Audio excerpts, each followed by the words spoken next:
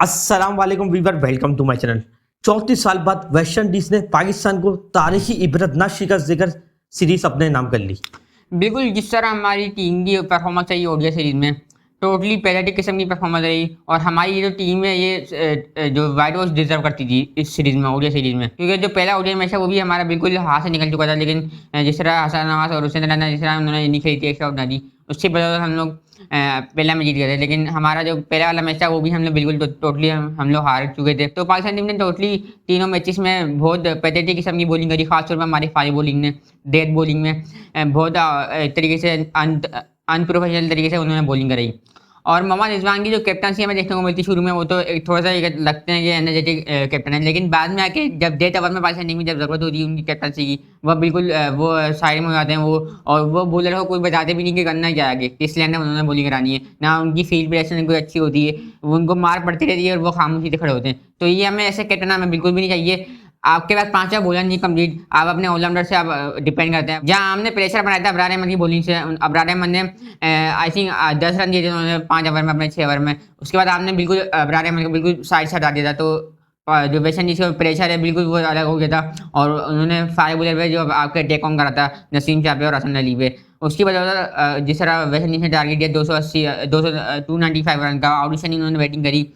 उन्होंने लास्ट के 10 ओवर में 120 रन से ऊपर रन बनाए थे। तो ये बहुत इब्रतनाक शिकस्त पाकिस्तान टीम को सामना करना पड़ा। और हमारे बेटे आपके सामने बिल्कुल इस तरीके से जो साइम अयूब है, अब्दुल्ला शफीक है, हम सिर्फ 2 बैट्समैन का नाम नहीं लेंगे, हम बाबर आजम और मोहम्मद रिजवान का नाम नहीं लेंगे। ये सारे कसूरवार है, चाहे अब्दुल्ला शफीक हो, चाहे साइम अयूब हो, चाहे सलमान अली हो, या बाबर आजम मोहम्मद रिजवान हो, क्योंकि ये सारे हमारे सीनियर प्लेयर हो चुके हैं। साइम अयूब ने भी 1.5 साल हो गए उनको डेब्यू करे हुए, तो वो भी तरीके से सीनियर की लोड में आएंगे। तो सारे जो प्लेयर है हमारे बिल्कुल उन्होंने नाकिस करारी दिखाई। हमें उम्मीद थी कि पाकिस्तान टीम आज से मैच जीत के सीरीज अपने नाम कर लेगी, लेकिन जिस तरह हमारी बॉलिंग थी खास तौर पे, और फिर हमारी जो बैटिंग थी टॉप ऑर्डर, बिल्कुल वो तरीके से डिमोलिश हो गया था। बिल्कुल दानिश, सबसे पहले दानिश आपने पहले वनडे की बात करी तो मैं पहले वनडे पे आ जाता हूँ। जो आपने कहा पाकिस्तान ने चेस कर लिया था, सबसे पहले तो जो चेस करा था पाकिस्तान ने, उसमें आप देखते थे ड्यू का फैक्टर बहुत ज़्यादा ही हो रहा था, जिसकी वजह से वेस्ट इंडीज को बॉलिंग कराने में इंतहाई मुश्किल का सामना करना पड़ा था। वरना पहला मैच भी पाकिस्तान के हाथ से निकल चुका था, दूसरा मैच भी पाकिस्तान की नाकिस कर देखिए। मोहम्मद रिजवान जो फास्ट बॉलर से उनकी जो बातचीत का स्किल है वो है ही नहीं। फास्ट बॉलर का मार पड़ती है तो बात ही नहीं करते कि किस लाइन पे डालनी है, किस लाइन ऑफ लाइन पे आप बॉल डालें जिससे बाउंड्री रुके या रन रुके, वो बात ही नहीं करते। वो खामोशी से पीछे विकेट के पीछे खड़े रहते हैं। स्पिनर तो फिर भी थोड़ा बहुत बात करते रहते हैं, लेकिन फास्ट बॉलर से उनका बिल्कुल ही जीरो स्किल कम्युनिकेशन है उनसे बात करने का। बिल्कुल, हमें बहुत एक्सपेक्टेशन थी मोहम्मद रिजवान से, क्योंकि मोहम्मद रिजवान जिस तरह पीएचएल में कैप्टनसी करते हुए आते थे, एज ए स्मार्ट कैप्टन वो नजर आते थे हमें, कि फील्डिंग में फिर बॉलिंग चेंजेस में हमें ऐसा लगता था कि मोहम्मद रिजवान पाकिस्तान टीम के एक बेस्ट कैप्टन हो सकते हैं। लेकिन ये तो बाबर आजम से भी बिल्कुल नाकिस कप्तान निकले मोहम्मद रिजवान। और हमें उम्मीद थी बहुत ज़्यादा कि मोहम्मद रिजवान कुछ ना कुछ पाकिस्तान टीम के लिए अच्छा पॉजिटिव साइन देंगे, लेकिन इस टीम में कोई हमें पॉजिटिव नजर नहीं आ रही। और इस परफॉर्मेंस में हम अपने जो प्लेयर है, सीनियर प्लेयर बाबर आजम, मोहम्मद रिजवान, हम इस परफॉर्मेंस में इनको एशिया कप में ले जाएंगे तो ये बिल्कुल काबिल कबूल नहीं है ये। और हमें यंगस्टर को सपोर्ट करना चाहिए हमने। और ओडीआई जो टीम है इसमें बिल्कुल पीसीबी को स्टाइल बनना चाहिए इसमें। और अपने जो यंगस्टर है जो बैकअप में आपके पास मौजूद है, इसमें आकिब जावेद हैं, वसीम जूनियर वगैरह, आपने उनको बिल्कुल टीम में लेकर आना चाहिए और उनको आपने सपोर्ट करना चाहिए। ये जो बॉलिंग के साथ हमारी जो ओडीआई टीम है बिल्कुल नहीं चलेगी वो। और ओडीआई में खासतौर पर आपको फेलियर का मार्जिन नहीं देना चाहिए। T20 में चलो आप फेलियर का मार्जिन दे सकते हैं, क्योंकि T20 ऐसा जो खेल है इसमें आपको थोड़ा अपना टाइम इतना आपको मिलता नहीं है खेलने का। लेकिन आपको ओडीआई में बहुत फेलियर हमने चांसेस दे दिए। हमने अब्दुल्ला शफीक को भी हमने बहुत चांसेस दे दिए, हमने साइम अयूब को भी बहुत चांसेस दे दिए, हमने बहुत सारे अपने प्लेयर को चांसेस दे दिए, बाबर आजम को, मोहम्मद रिजवान को। अब हमें मूव ऑन करना चाहिए अपने सीनियर प्लेयर से और हमें आगे देखना चाहिए। बिल्कुल दानिश, और रमजान ने सबसे बड़ी जो गलती ये करी कि बरार का जो एक ओवर है वही मेन जो आपका स्पिनर है, वैसे आपका बॉलर एक शॉट है, आपने एक बॉलर इसका ओवर कम करा, इसका मतलब आपका जो कैलकुलेशन थी वो भी आपकी इसमें कमी नजर आई थी। रिजवान को पता नहीं था किस ओवर कितने ओवर किसके रह गए, वो तक उनको रिजवान को ये नहीं पता चला कि मैं बरार का एक ओवर रह गया। आपने हुसैन तलत को लगा, हुसैन तलत बेशक बैटिंग अच्छी कर सकते हैं, लेकिन उनमें बॉलिंग कम्युनिकेशन इंतहाई जीरो है, बॉलिंग वो नहीं करा सकते। हाँ, एक आधा ओवर चल जाता है कि बीच में एक आधा ओवर उनसे डलवा दिया, लेकिन 4-5-6 ओवर उनसे डलवाना एक नाकिस कप्तानी हो सकती है।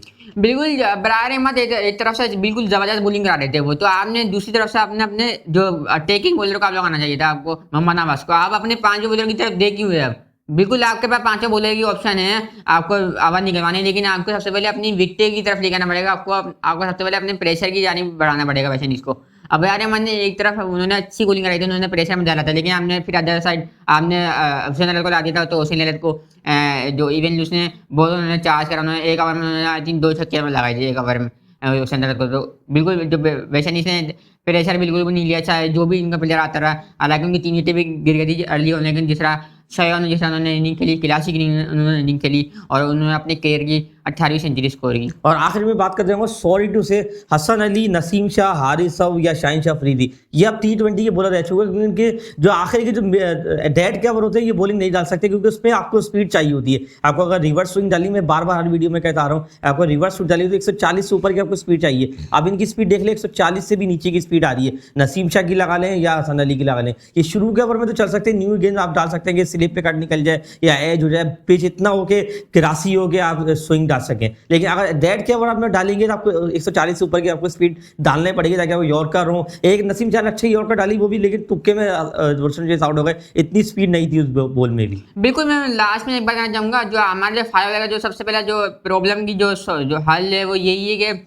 आपको अपने फास्ट बॉलर जो शाहीन शाह अफरीदी और नसीम शाह खासतौर पर जो हमारे जो 2 मेन बॉलर हैं, लीडिंग बॉलर, आपने इनको डोमेस्टिक में भेजना है। जब तक शाहीन शाह अफरीदी की 145 तक, जब तक उनकी पेस नहीं आती, नसीम शाह की जब तक 145 तक उनकी जब तक पेस नहीं आती कंसिस्टेंट, तब तक हमें इनको टीम में लेके नहीं आना। ये हमारा पीसीबी का ये उनसे एक एग्रीमेंट होना चाहिए। जब तक आपकी शाहीन शाह अफरीदी और नसीम शाह की जब तक पेस ऊपर नहीं आएगी कंसिस्टेंट बेस पे, तब तक हमें इनको टीम में लेके नहीं आना। तो ये सबसे पहले पाकिस्तानी को करना चाहिए। और वो भी शाहीन शाह अफरीदी और नसीम शाह को जब तक उन्होंने अच्छी बॉलिंग नहीं करेंगे और इंप्रूवमेंट नहीं लेके आएंगे, हमें किसी और का मौका देना चाहिए। वसीम जूनियर और आकिब जावेद डिजर्व करते हैं इस टीम में, उनको बिल्कुल टीम में लेके आने चाहिए, खासतौर पर ओडीआई टीम में। और मुझे लगता है शाद नवाज धानी भी अगर एक अच्छा ऑप्शन हो सकते हैं, अगर वनडे में लिया है, उनकी भी ODI में काफी अच्छी एक मैच उनको भी खिला के देख लीजिए। जब आपके सीनियर इतने फ्लॉप हो रहे हैं तो एक उनके साथ भी ज्यादती हो रही है, अगर उनको भी खिला लेंगे वनडे में खिला लें, कम से कम उनको अच्छी बॉलिंग डाल सकते हो, ऐसा मुझे लगता है। वनडे में एक्सपेरिमेंट कर सकते हैं, क्योंकि वनडे वर्ल्ड कप में बहुत टाइम है, अभी 2 साल मौजूद है। 2027 में आई थिंक वर्ल्ड कप होगा, तो पाकिस्तान का मौका है। आगे साउथ अफ्रीका की सीरीज होगी, होम सीरीज, फिर ऑस्ट्रेलिया की आई थिंक सीरीज कंफर्म होने वाली है सितंबर या अक्टूबर में। तो उसमें आपको अपने यंगस्टर को मौका देना चाहिए, खासतौर पर बॉलिंग में आपको अफजाना चाहिए। हमने जिस तरह नाम लिया शाहनाज मर्दानी का, वसीम जूनियर का, और अब्बास अफरीदी भी इवन, और सलमान मिर्जा हो गए, अहमद दानियल हो गए, ऐसे हमें बॉलर को लेकर आना चाहिए। अली रजा हो गए, इनको हमें बॉलर को मौका देना चाहिए, ताकि हमें अपने जो वर्ल्ड कप जो 2027 का वर्ल्ड कप है ओडीआई का, उसमें हमें अपना जो बॉलिंग अटैक हमें एक अच्छा मजबूत बनाना पड़ेगा। और बिल्कुल नहीं, आखिर में बात यही करता ही चलूंगा कि अगर जैसे हमने कहा था कि पाकिस्तान अगर फास्ट बॉलर बिठा भी देगा और स्पिनर खिला लेगा सुफियान मुकीम, तो इतना कोई मसला होगा नहीं। फिर भी पाकिस्तान अपने जितने 2 फास्ट बॉलर को खिलाए, पिछले मैच में कहा था कि अगर स्पिनर पाकिस्तान खिला लेगा, क्योंकि इस पिच पे स्पिनर अच्छी बॉल डाले, सबरार हो गए, हमारे मोहम्मद नवाज हो गए, अगर सुफियान मुकीम को अगर डाल लेते, अब हसन अली को बिठा दे, नसीम शाह को बिठा दे, तो इतना कोई खास फर्क नहीं पड़ता पाकिस्तान को। हो सकता है पाकिस्तान अच्छे टारगेट पे रोक भी लेता। एक वक्त लग रहा था कि पाकिस्तान 150 पे भी रोक लेगा। मोहम्मद रिजवान की नाकिस कप्तानी की बदौलत ये 294 रन बन गए। तो वही ये थी अच्छी हमारी वीडियो, और हो भी ये करेंगे कि पाकिस्तान आने वाले मैच में कुछ अच्छी कारकर्दगी दिखाए और नौजवान खिलाड़ी को शामिल करे। तो वही ये थी अच्छी हमारी वीडियो। तब तक के लिए अल्लाह हाफिज़।